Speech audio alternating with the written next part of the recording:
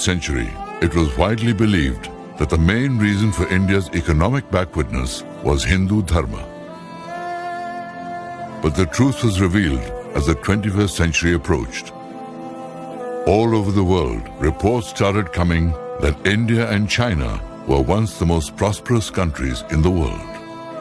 The Europeans had looted and ruined them. To find the truth of this, the OECD countries launched a major project to study it. A team was constituted under the chairmanship of Professor Angus Maddison.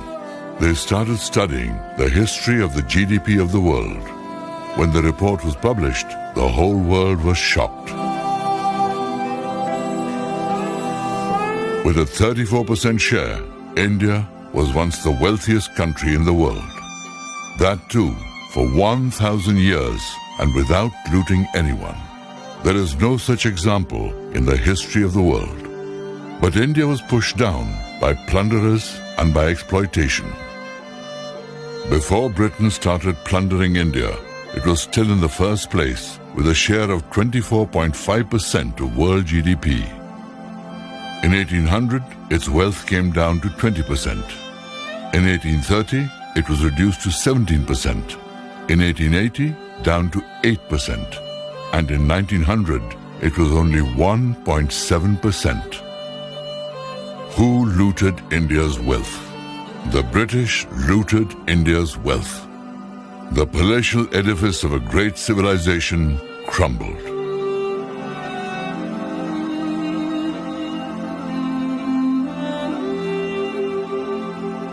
Indian society, which was industry-based from the times of the Indus Valley civilization, became poor within 100 years of British rule and became agriculture-based. During famines, 1/3 of the population perished. In spite of this, the revenue of the British East India Company increased manifold. From where did the farmers pay their taxes? The farmers sold the gold of generations to pay their taxes. The gold of Indian farmers still glitters in the city of London. And here, the Indian governments are still struggling to get the farmers out of that misfortune.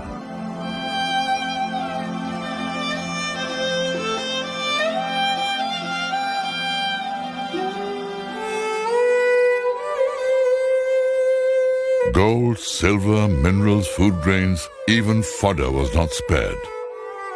One collector wrote to the Viceroy that it had not rained, so nothing was sown. There is only grass in the fields. The target of revenue cannot be met.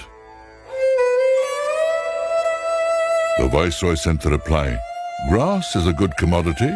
Sell it and send the money." The most fertile land on earth, where monsoon rains brought maximum water, was reduced to the land of famines. While millions were dying of hunger, the food grains of India were being sent to the armies of the empire.